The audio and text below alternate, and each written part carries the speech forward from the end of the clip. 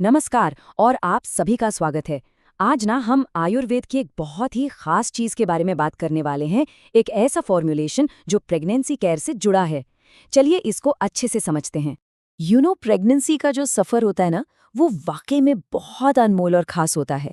और ये एक ऐसा टाइम है जब सही देखभाल, सही पोषण, मतलब हर चीज सबसे ज्यादा जरूरी हो जाती है ना।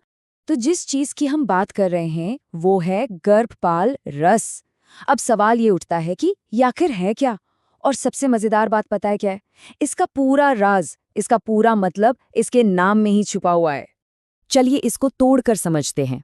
गर्भ, जिसका मतलब होता है वूम्ब, और पाल यानी पालक या कह लीजिए प्रोटेक्टर। तो दोनों को मिला दे तो क्या बना? गर्भपाल रस। मतलब एक ऐसा आयुर्वेदिक फॉर्मुलेशन जो प्रेगनेंसी के दौरान गर्भ की यानी वूम्ब की रक्षा करता है, उसे नरिश करता है। सिंपल है ना? तो अब जब हम इसका मतलब समझ गए हैं तो चलिए आगे बढ़ते हैं।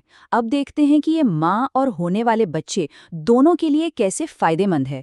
ये इस पूरे सफर को और बेहतर कैसे बनाता है। देखिए, इसका जो मेन काम है वो है एक हेल्दी प्रेगनेंसी को सस्टेन करने में मदद करना। प्रेगनेंसी में जो आम दिक्कतें आती है ना, उसमें भी ये सपोर्ट करता है। और तो और ये माँ की डाइजेशन और एपेटाइट, मतलब पाचन और भूख, दोनों को बेहतर बनाने में मदद करता है, जिसका सीधा फायदा माँ और बच्चे दोनों की सेहत पर पड़ता है। ट्रेडिशनली इससे यूट्रस को मजबूत करने के लिए भी इस्तेमाल किया जाता रहा है। अच्छा, अब एक बहुत जरूरी सवाल आता है सेफ्टी का। तो इस बारे में एक दिलचस्प बात पता चली है। कुछ क्लिनिकल स्टडीज जो जानवरों पर हुई हैं, उनके मुताबिक गर्भपाल रस का सेफ्टी प्रोफाइल काफी हाई है। मतलब इसे नॉन टॉक्सिक पाया गया है। और ये एक ऐसी जानकारी है जो यकीनन भरोसा बढ़ाती है। तो आखिर इसमें ऐसा क्या है जो इसे इतना असरदार बनाता है? ये पावर आती कहाँ से है? इसका सारा राज है इसके इंग्रेडिएंट्स में। तो चलिए इसके कुछ की इंग्रेडिएंट्स पर एक नजर डालते हैं। सबसे पहले है लौह भस्म। जैसा नाम से ही पता चल रहा है, ये एक आयरन बेस्ड प्रेपरेशन है।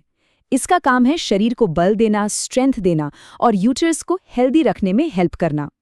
फिर इसमें आते हैं नाग और वंग भस्म।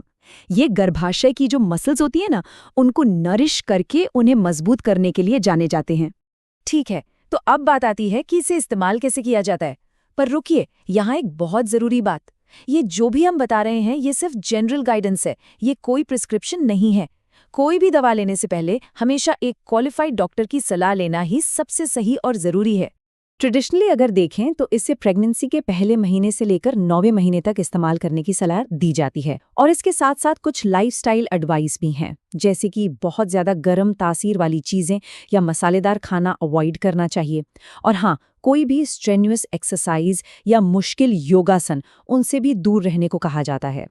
तो इतनी सारी जानकारी के बाद मेन टेक अवे क्या है? मतलब सबसे जरूरी बात क्या है जो हमें याद रखनी है?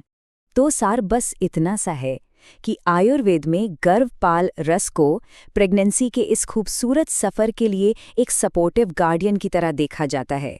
एक रक्षक जो इस पूरे समय में पोषण भी देता है और सहारा भी। और अगर आयुर्वेद को इसी तरह आसान भाषा में समझना पसंद है तो और भी जानकारी के लिए @radhe.ayurved को जरूर फॉलो करें। आज हमारे साथ जुड़ने के लिए बहुत बहुत शुक्रिया।